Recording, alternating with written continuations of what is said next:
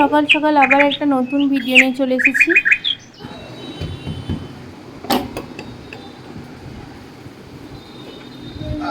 জিনিসের বাজারে যা দাম কি বলবো। কেন, কত দাম নিলে? সবজির এত দাম, সবজির চেয়ে চিকেন মটন খাওয়াই ভালো হয়। দেখো না, পেঁয়াজ 40 টাকা, পেঁয়াজগুলো 50 টাকা। দেখো নিচে নামাও, সবজিগুলো বুঝতে পারা যাচ্ছে না।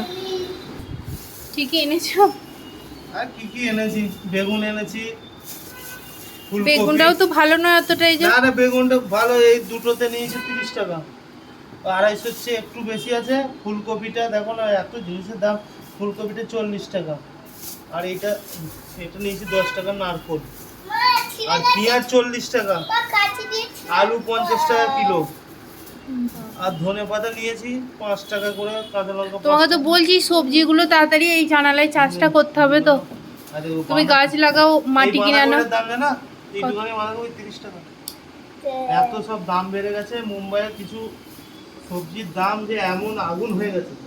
কালকেও কিনে এনেছিলে তো এই লাউটা। সবজি খাওয়াচ্ছে, আমি বলবো এই চিকেন মটন খাওয়াই অনেক ভালো।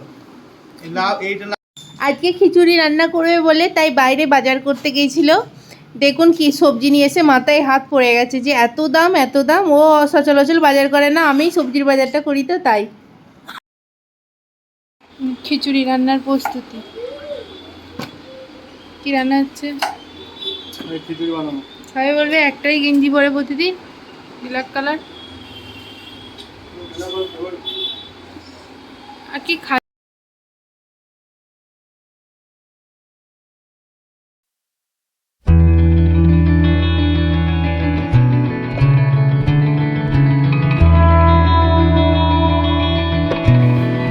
কি রান্না করবে?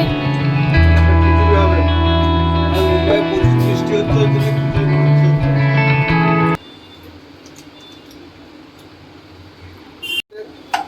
এই কাটার পরে ধোয়া হয়, সবজির টেস্ট কমে যায়।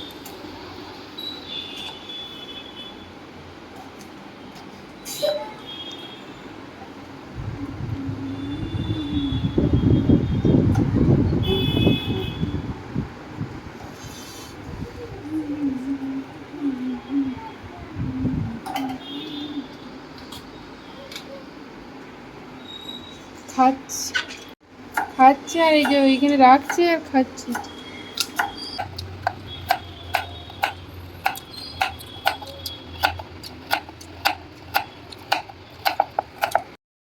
এই দেখুন রান্না করতে করতে যেমনি দেখেছি প্রচুর পানি নেমে গেছে, তেমনি চলে গেছে ওদের সাথে খেলতে, বাচ্চাদের সাথে ছোটোবেলাটা উপভোগ করতে চাইছে, দিয়ে চলে গেছে। আর এইদিকে রান্না বন্ধ।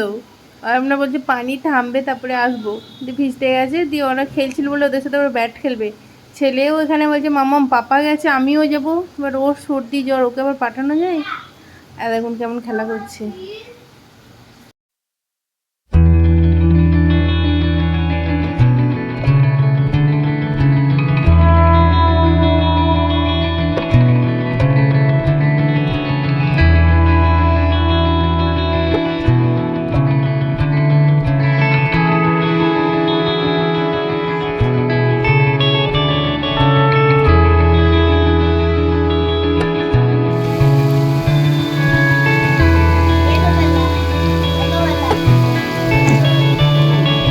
কি গাছ এটা বলুন তো?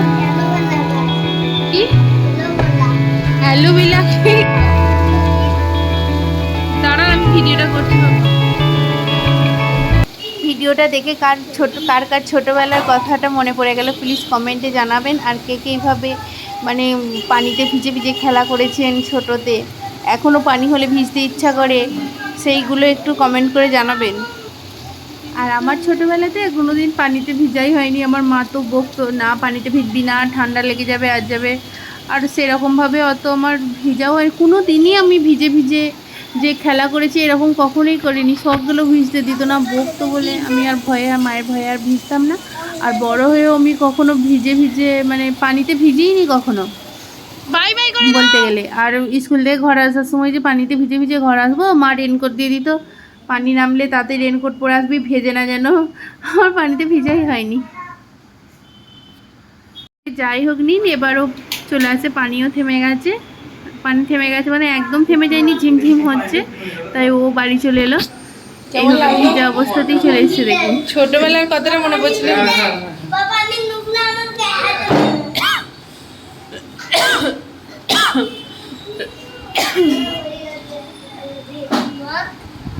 अब किसी को अब घबरा, এই জামাটাকে শুধু এরম করবে, জামাটা ঠিক করুন।